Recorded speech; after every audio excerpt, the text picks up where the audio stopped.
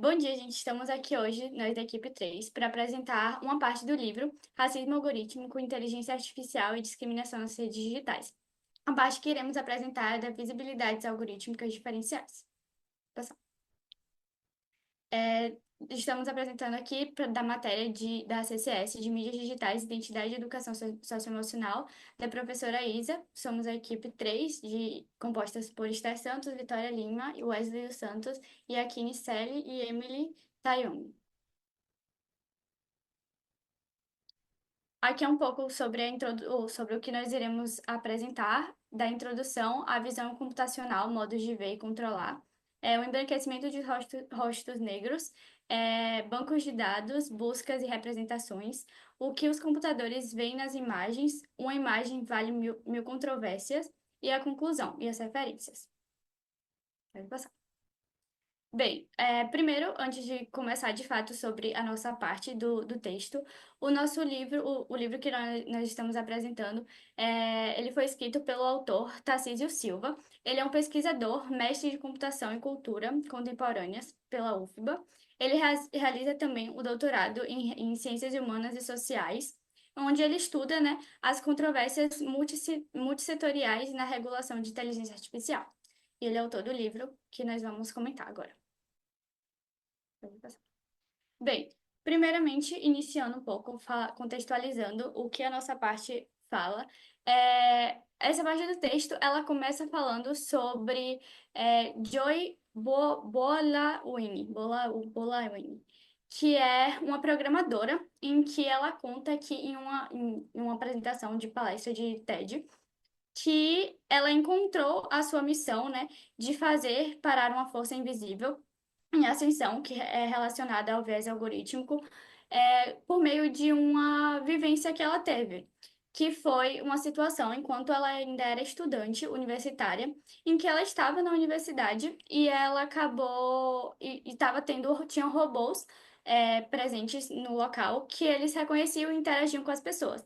E nesse momento eles interagiram com todas as pessoas, menos com ela. Esse foi o momento que ela ficou meio que se perguntando por que isso tinha acontecido. E diante de todo mundo que estava presente nessa situação que ocorreu, ela percebeu que ela era a única mulher negra presente naquele local. E com isso, ela começou a analisar dados e situações que já aconteciam, que ela já percebia. E ela viu que isso estava ligado à falta de diversidade nas bases de treinamento dos computadores. Ou seja, aquelas imagens que eram colocadas nos computadores não identificavam pessoas de pele negras. Então, os robôs simplesmente ignoravam a presença dela no local que ela estava e de outras pessoas também de pele negra.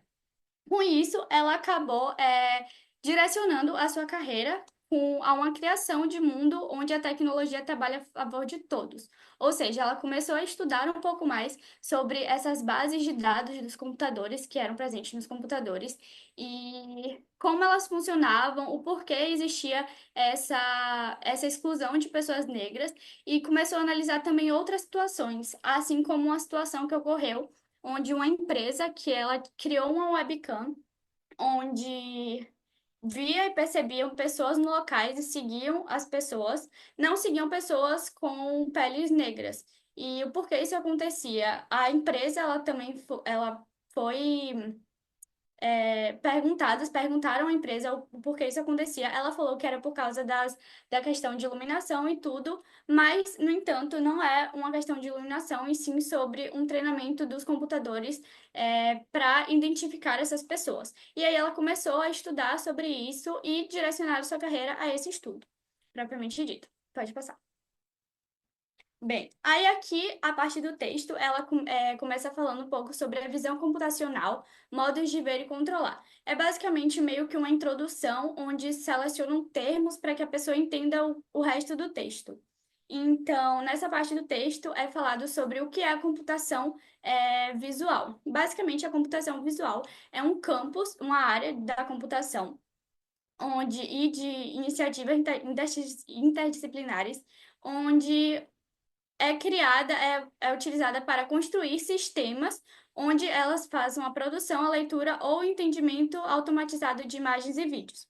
Dentro dessa área da computação, ela tem a visão computacional. A visão computacional, basicamente, é a coleta, a análise e a síntese de dados, visuais por meio daquelas imagens e daqueles vídeos que são colocados nos computadores. Ou seja, basicamente é um treinamento de um sistema computacional para identificar certas características por meio dessas imagens que foram colocadas nele, nesses computadores.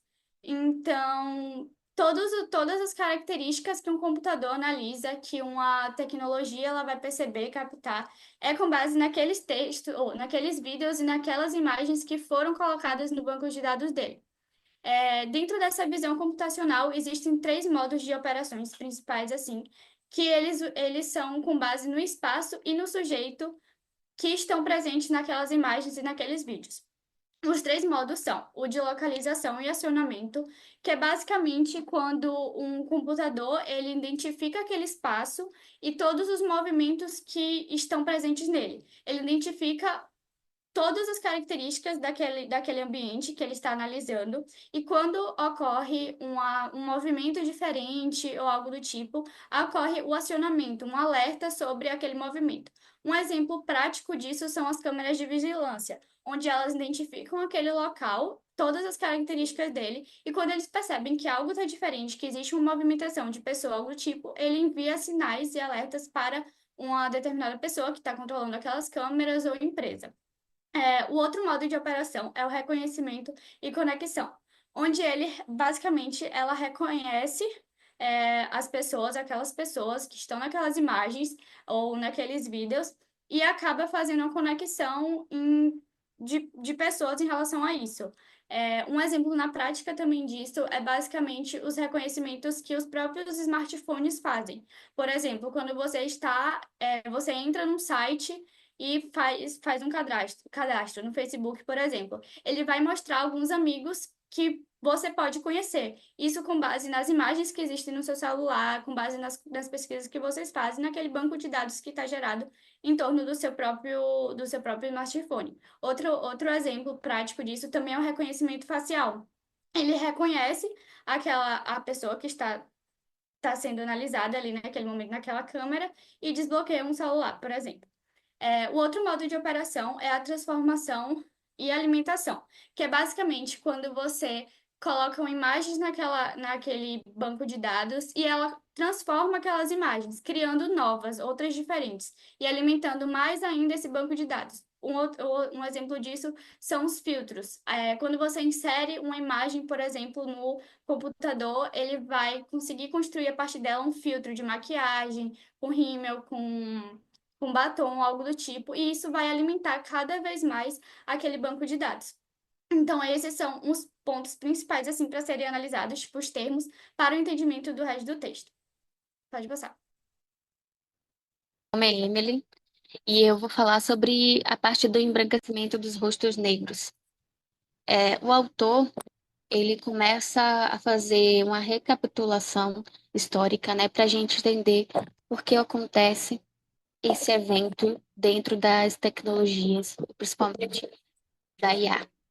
E aí no texto ele coloca o projeto colonial, que aí eu quis resumir esse projeto colonial para a gente entender, que é muito mais do que tem aqui, né, uma explicação completa, mas que ele colocou que esse projeto colonial, né, se inicia com o massacre do povo nativo e aí depois leva ao apagamento histórico do povo nativo. E esse apagamento histórico se dá na seguinte divisão, né?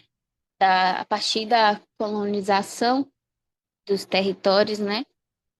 Começa a se ter uma divisão entre os povos considerados mais inteligentes, mais civilizados, e os povos selvagens, animalescos, né? Que não eram dignos de ser considerado, digamos assim, humano, né? Então, com essa separação, cria-se o outro.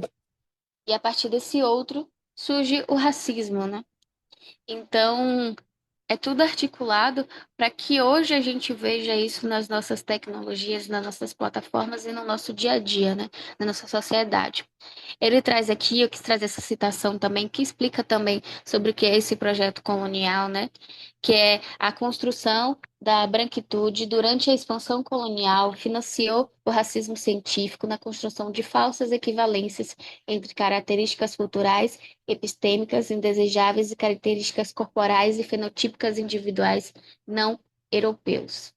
Então, aqueles traços dos povos nativos, dos povos indígenas, dos povos negros, dos povos indianos, eram considerados não ideais para a sociedade.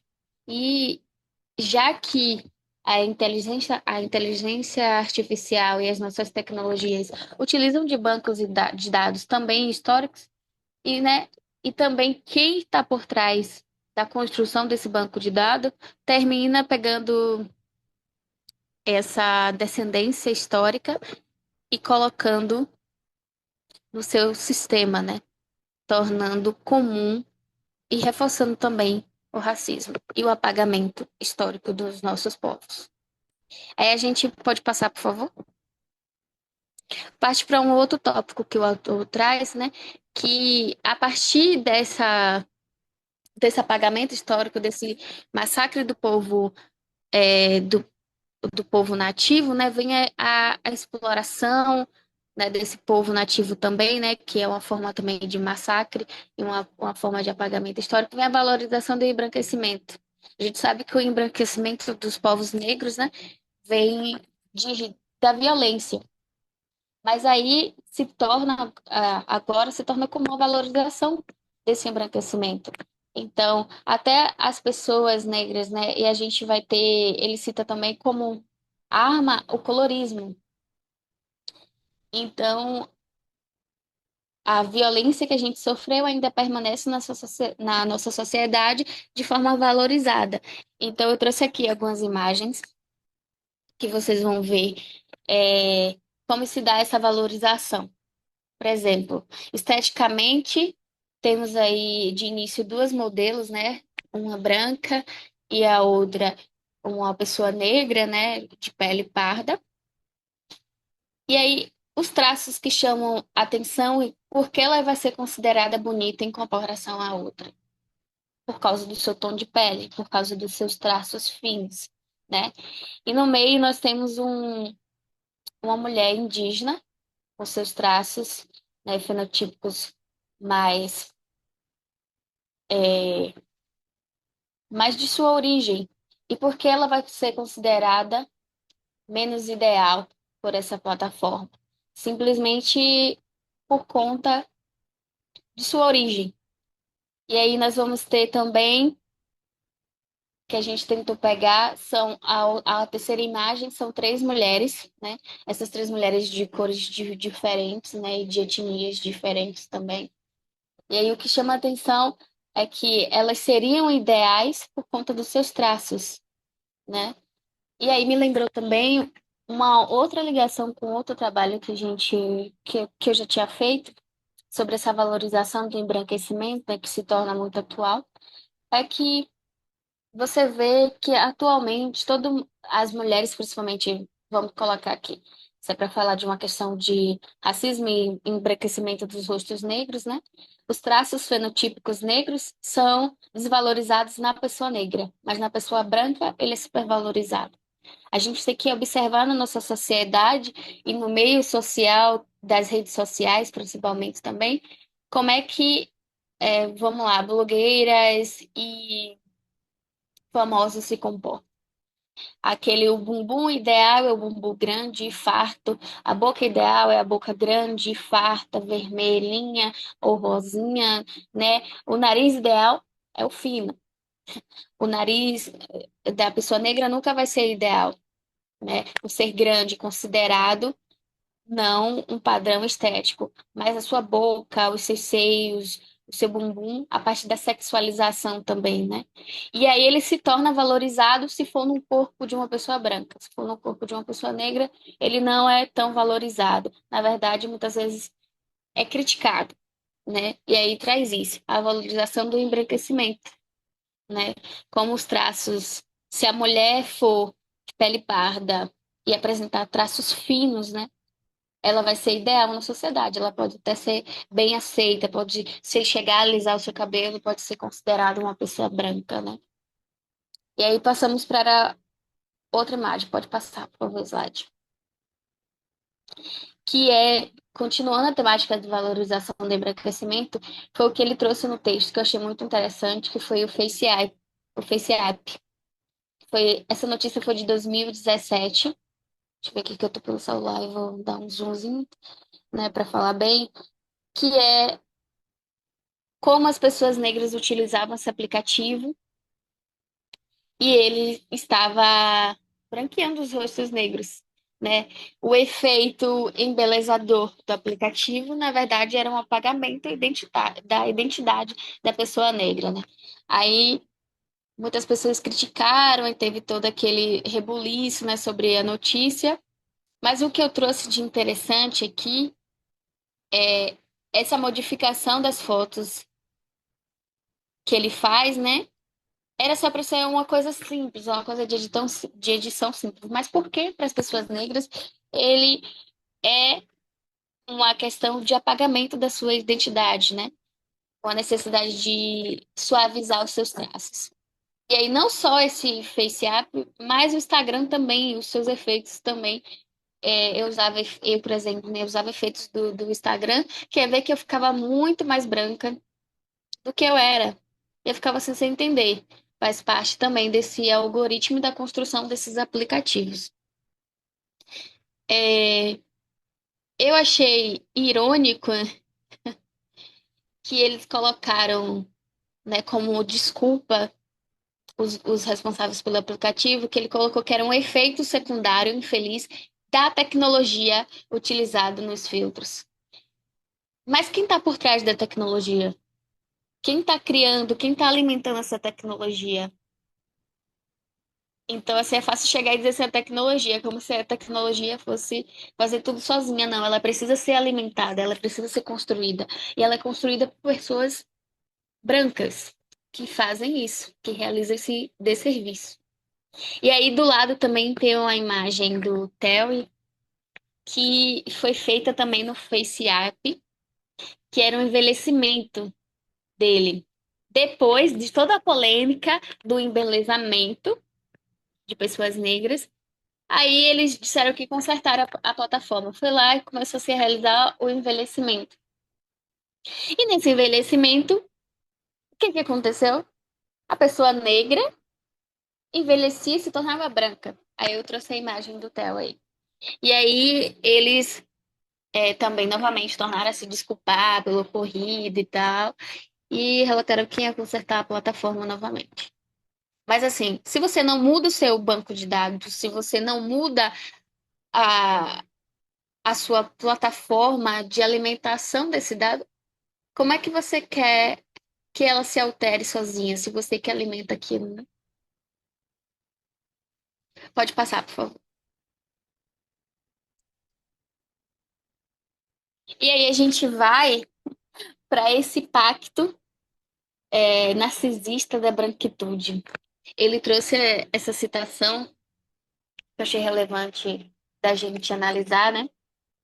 Que é a seguinte: a branquitude é um lugar de privilégio racial, econômico e político, do qual a racialidade, não nomeada como tal, carrega, carregada de valores, de experiências, de identificações afetivas, acaba por definir a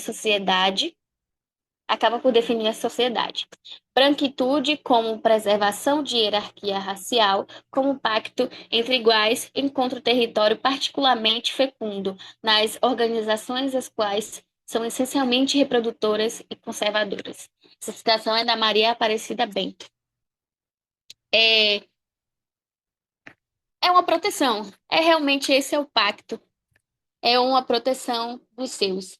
Quando ele coloca que é uma infeliz coincidência, uma infeliz causa da tecnologia, isso é uma forma de reforçar o pacto da branquitude, né? De não assumir a sua responsabilidade pela sua plataforma, pelo seu banco de dados, ou pelo seu preconceito, não assume.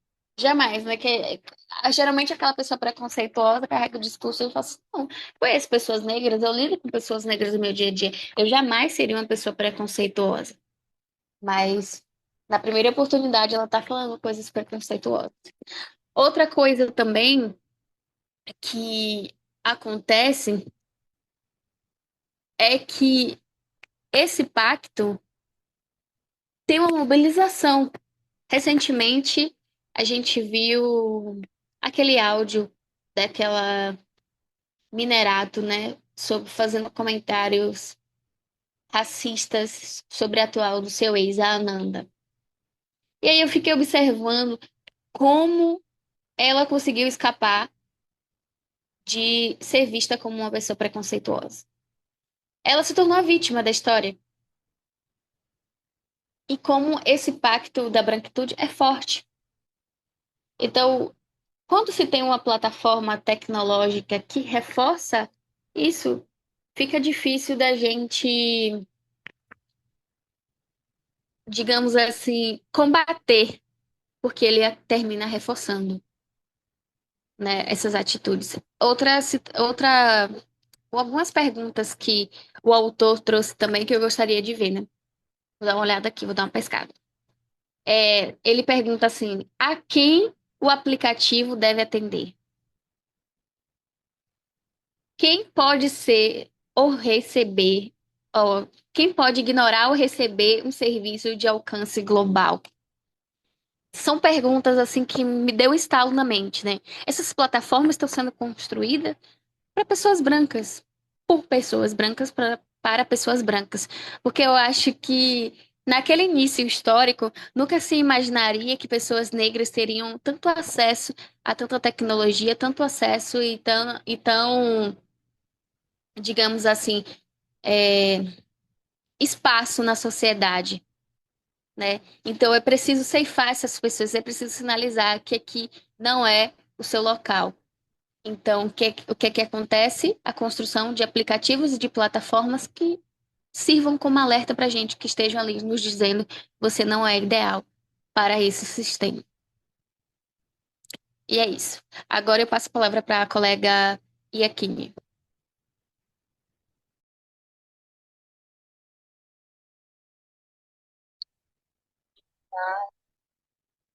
Eu vou falar sobre a parte do tópico que o autor traz sobre banco de dados, buscas e representações. Primeiramente, hoje em dia, nós temos a crença de que se você não está no Google, você não existe. Porque antigamente, eu lembro ali em 2009, quando 4G, a internet 4G estava começando a surgir, nós tínhamos dificuldade em selecionar os assuntos que queríamos ver, os sites que teriam relação com o que nós estávamos pesquisando. Então, utilizávamos o modem, tínhamos que pagar para poder ter internet e ainda assim a informação não era chegada da forma mais eficiente nas nossas casas. Então, no Brasil, mais de 97% dos usuários de internet utilizam o recurso do Google para encontrar outros sites. E o buscador Google e empresas que hoje integram o grupo Alphabet, tornaram-se sinônimos de repositórios e bases de informação online eficiente para os mais diversos fins. Pode passar, por favor.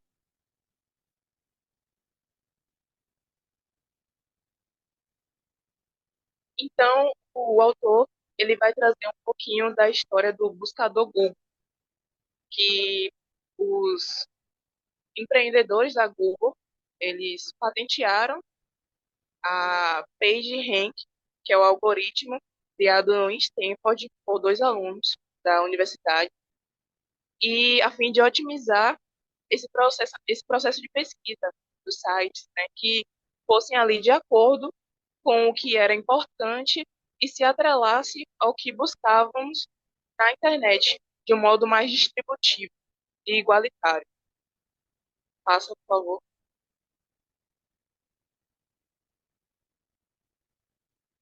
Porém, se faz a pergunta sobre será que existe essa neutralidade das tecnologias, mesmo como, por exemplo, o Google, que a missão corporativa do Google, que o autor vai trazer, que é você poder acessar a internet e a internet ser útil para todos e todas, sem distinções.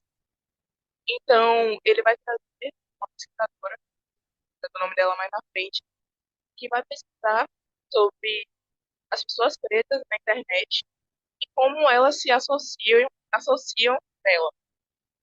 Então, ela vai trazer termos como Black Girls e alguns estudos brasileiros e vai trazer a mulher atual. Então, você sabia que pesquisar esses dois termos, eles aparecem em anúncios, sites, imagens de conteúdo pornográfico? É isso que a autora vai trazer como argumento, dizendo que não há neutralidade das tecnologias, que é uma falta de democracia tecnológica e racial também, não só no Brasil, mas também no, nas tecnologias. Faça, por favor. Então, a pesquisadora Safia Nube, a partir das lentes da teoria racial crítica, do feminismo negro, ela vai dizer como são representadas meninas e mulheres negras. E aí eu trouxe um trecho que ela diz em um de seus livros, que se todas as garotas negras estivessem empenhadas em pesquisar a si mesmas, usando o mito da democracia digital, elas ainda assim estariam em menor número do que buscas por pornografia. Assim, sua identidade está sujeita a controle por pessoas procurando por pornografia e tais buscas não precisam sequer ser explícitas. Reforçando o que a colega trouxe anteriormente, que fala que existe um, um olhar da tecnologia para as pessoas específicas, são as pessoas brancas que estão atreladas ao patriarcado e visibilizando essas pessoas negras a partir de um olhar que é totalmente, é, esqueci a palavra agora, mas é um olhar totalmente que discrimina racialmente essas mulheres meninas negras. Próximo slide.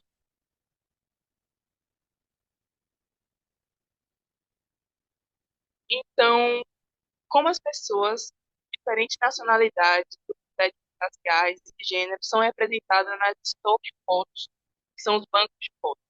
No século XX, bancos de fotos, por causa do marketing, da necessidade de notícias atualizadas, necessariamente ela foi crescendo e foi sendo barateada. Então, segundo a pesquisa de Fernanda Carreira e Denise Carvalho, o imaginado social sobre a construção de famílias e o distanciamento do padrão de família nuclear, que tange a raça e gênero, quanto de imagem, que são esses que ela teve como exemplo, esses três, os resultados dizem o quê? Que 14% dos resultados de fotos de famílias negras representam mulheres sozinhas e 4% famílias representadas por homens brancos sozinhos, reforçando o estereótipo. Diz também que as imagens associadas às palavras-chave como chefe, secretário, secretária, pobreza, riqueza, demonstram que a pobreza é negra, infantil e feminina, a riqueza é masculina e branca, e perpetualizam o lugar do homem branco como chefe em contexto corporativo e mulheres e pessoas racializadas em geral como associadas à imagem estereotipada da pobreza subalterna. Então, vai, ele traz também, né, que as empresas, elas também estão, desculpa, as empresas, ele vai dizer que as empresas, elas também têm essa questão de necessitar e que o problema não tem a ver com as ferramentas delas. O problema tem a ver com a realidade brasileira e que ali só está dizendo que os pesquisadores estão falando, que as pessoas pesquisam, porém, a pesquisadora, a última agora, ela vai dizer que como é que uma empresa que atinge bilhões na internet. Não tem uma área específica para poder gerir essas, essas questões relacionadas à raça, gênero, que subalternam as pessoas, sabe? Grupos. Então, são esses questionamentos que o autor vai trazer e que nós vamos decorrer aí durante a passa agora para o próximo colega.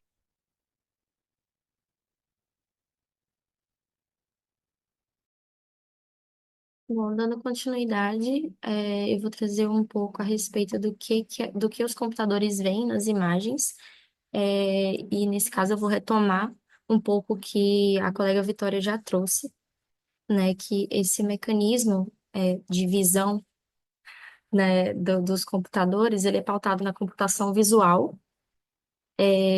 Essa computação visual, o que que ela é? Que a colega também já já apresentou, né? Uma área da computação que é dedicada a construir sistemas, recursos, destinados ao entendimento automatizado de imagens e vídeos. Então, o objetivo é fazer com que aquela máquina possa compreender, a partir de uma imagem, objetos, entidades e situações, e a partir daquele entendimento ela trazer uma classificação.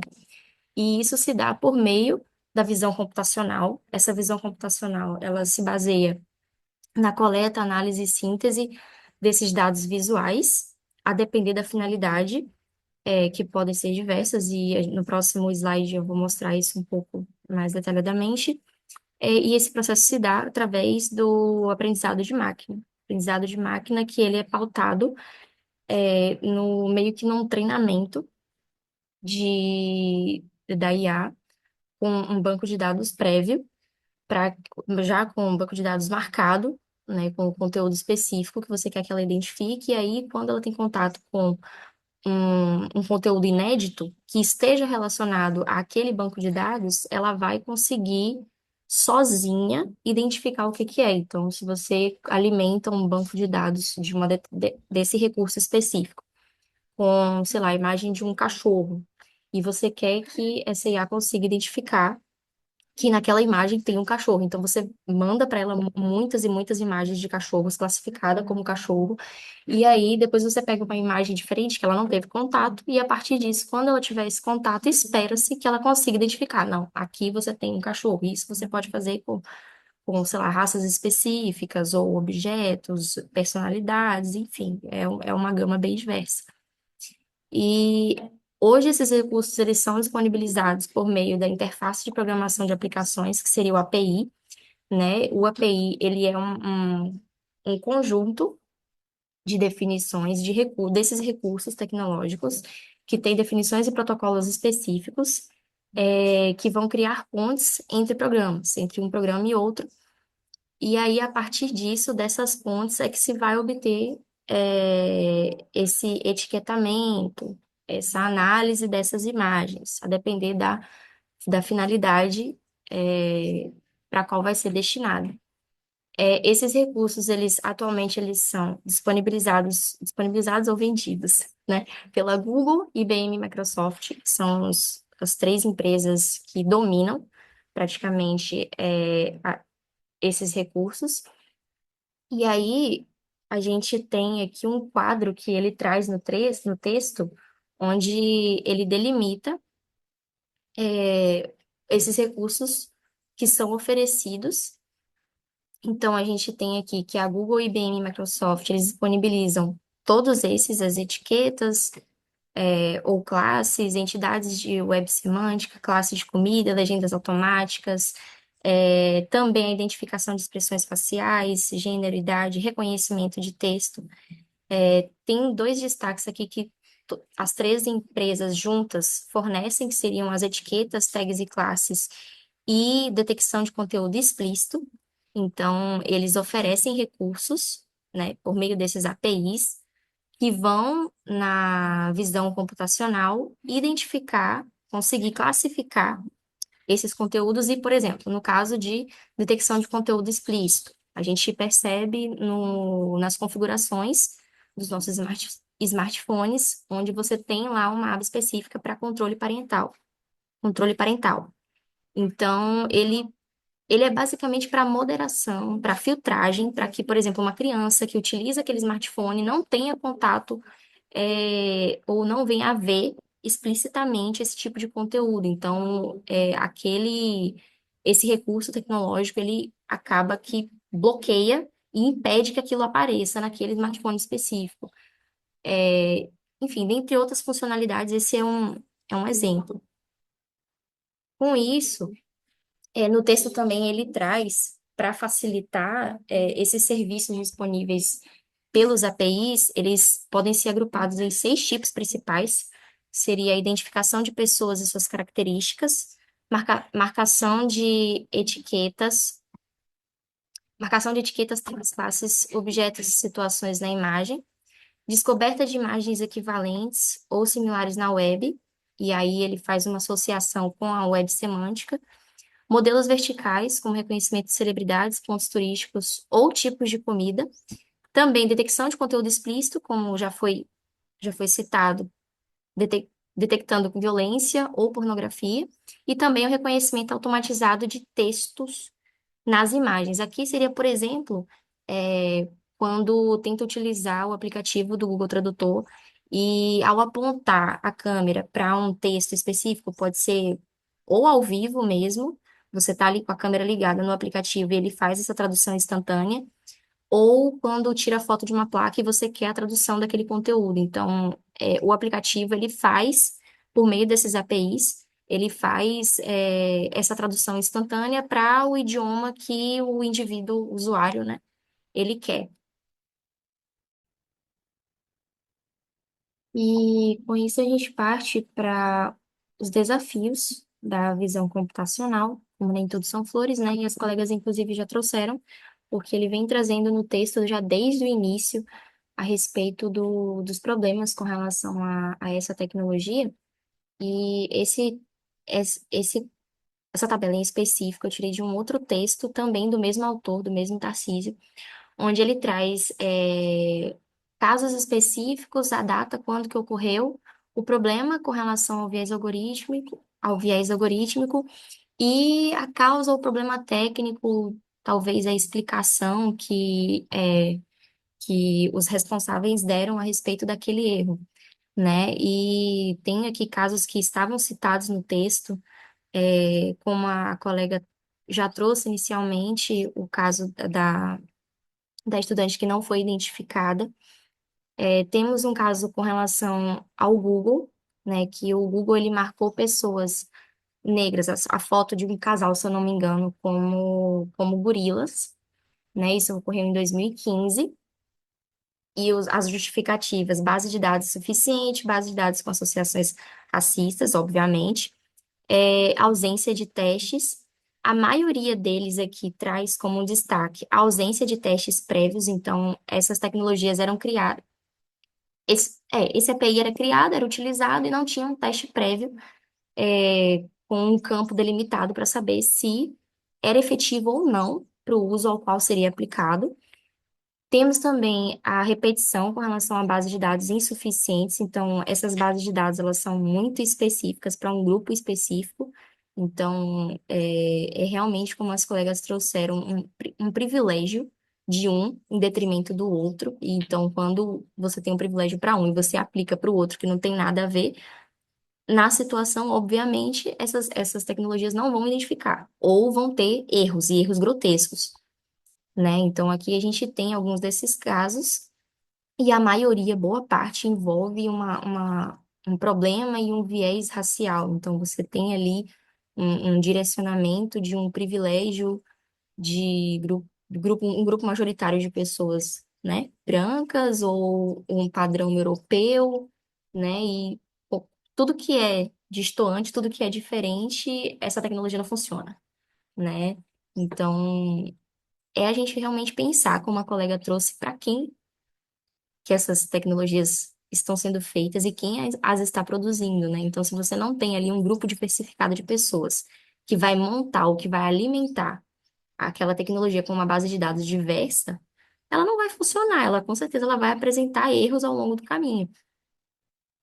E aí a gente parte para a importância de de leis e dispositivos jurídicos que tenham uma certa regulação com relação a essas novas tecnologias, né? E aqui eu trouxe especificamente a do Brasil, que seria a Lei Geral de Proteção de Dados, a LGPD, e eu destaquei especificamente do documento o artigo 2, o artigo 7 e o artigo 42, que eu vi que conversam com a nossa temática. Então, o artigo 2, onde ele traz a disciplina da proteção de dados pessoais, tem como fundamentos o respeito à privacidade, a inviolabilidade da intimidade, da honra e da imagem, o desenvolvimento econômico e tecnológico e a inovação, os direitos humanos, o livre desenvolvimento da personalidade, a dignidade e o exercício da cidadania pelas pessoas naturais. E a gente percebe que, pelo menos nos casos anteriores que foram citados, que boa parte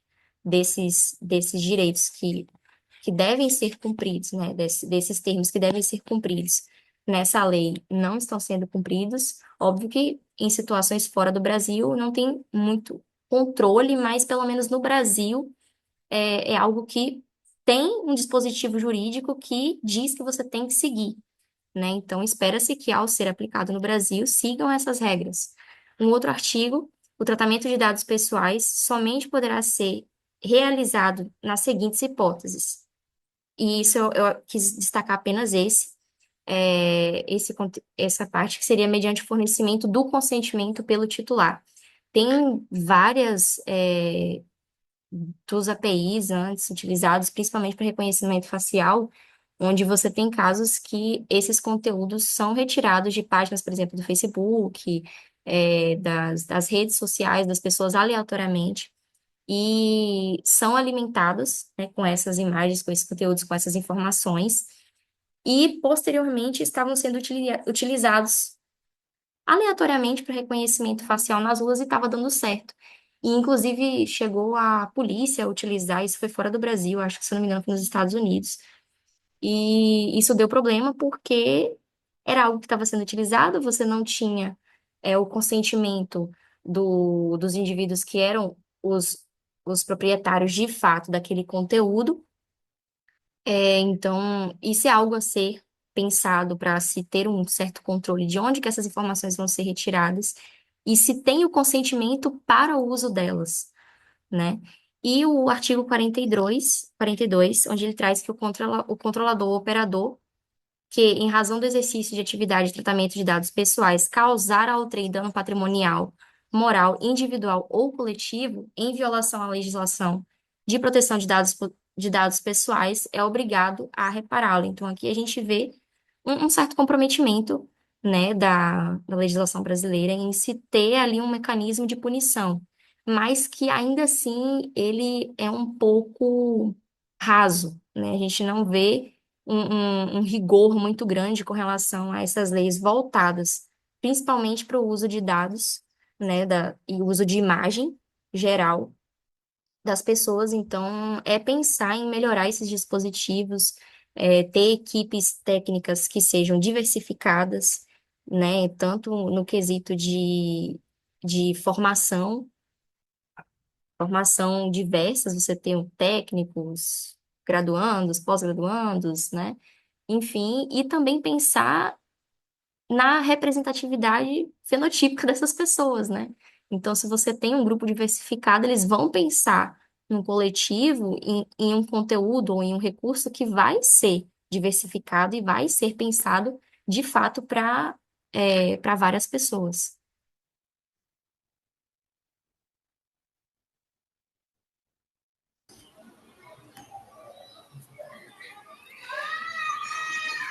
E agora, partindo para a última parte do nosso texto, que tem como título Uma imagem vale mil controvérsias. Lembra aquela frase, né, que uma imagem vale mais que mil palavras. E é o que acontece. A imagem é tudo, principalmente na internet.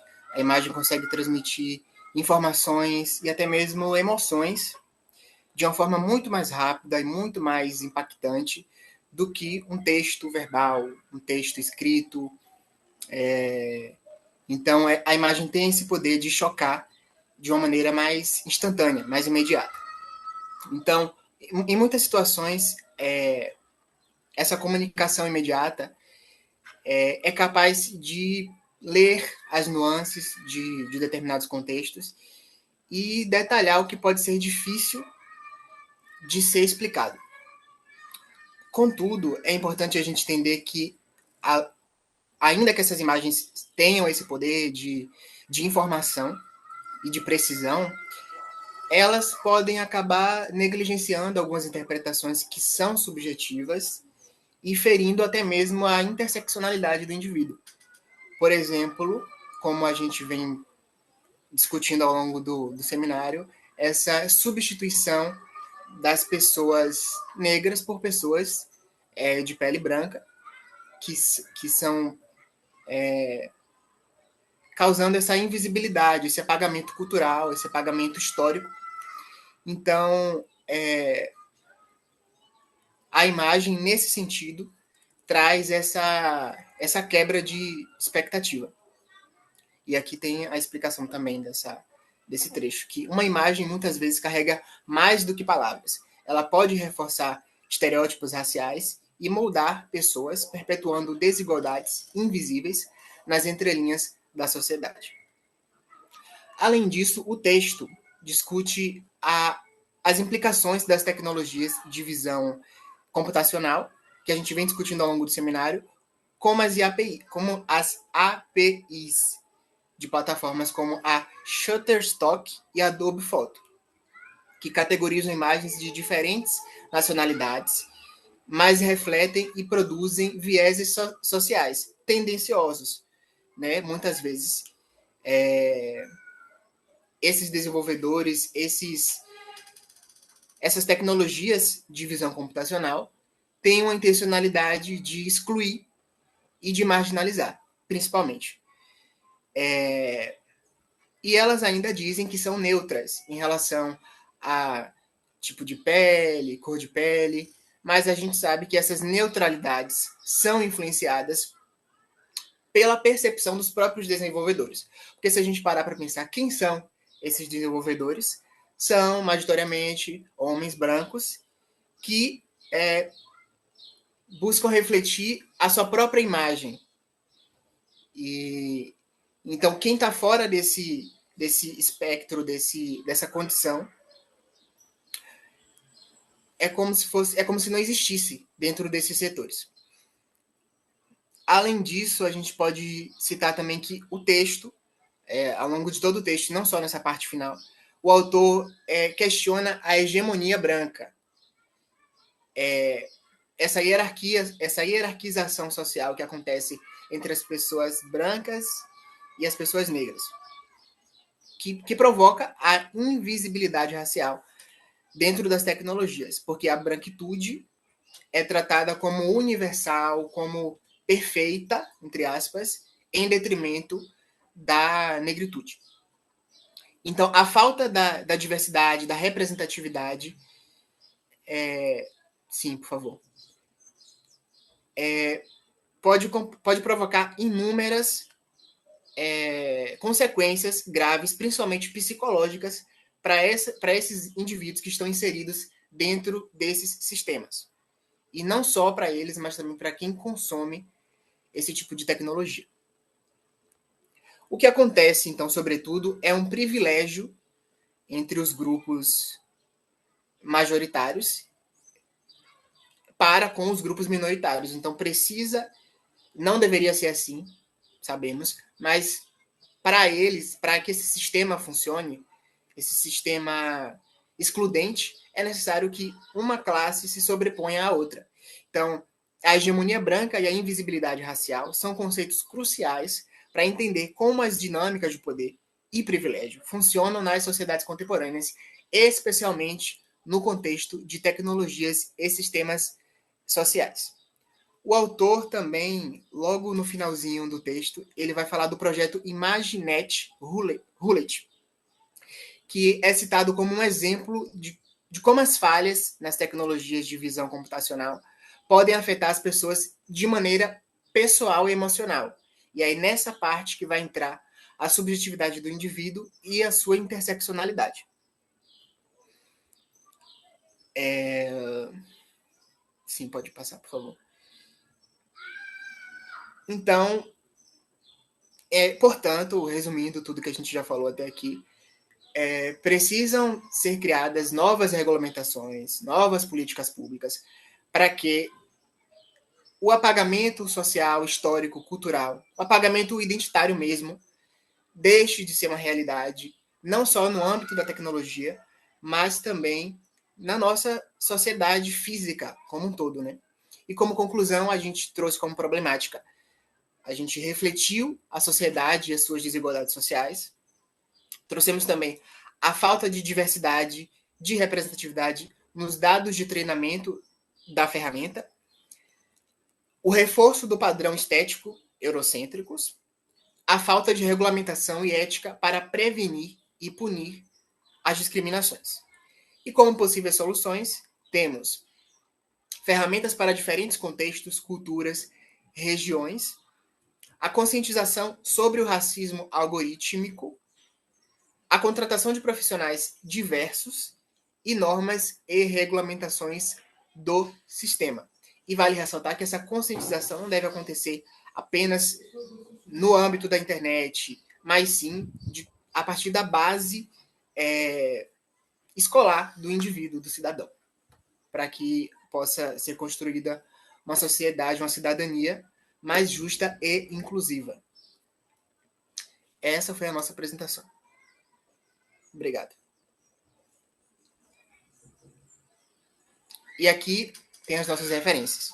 O que a gente usou como base para a construção do seminário e das nossas leituras. A gente tem a revista da Associação Brasileira de Pesquisadores Negros, Visibilidades Algorítmicas Diferenciais, e o nosso texto, Racismo Algorítmico, Inteligência Artificial e Discriminação nas Redes Sociais. E uma lei também do Diário Oficial da União.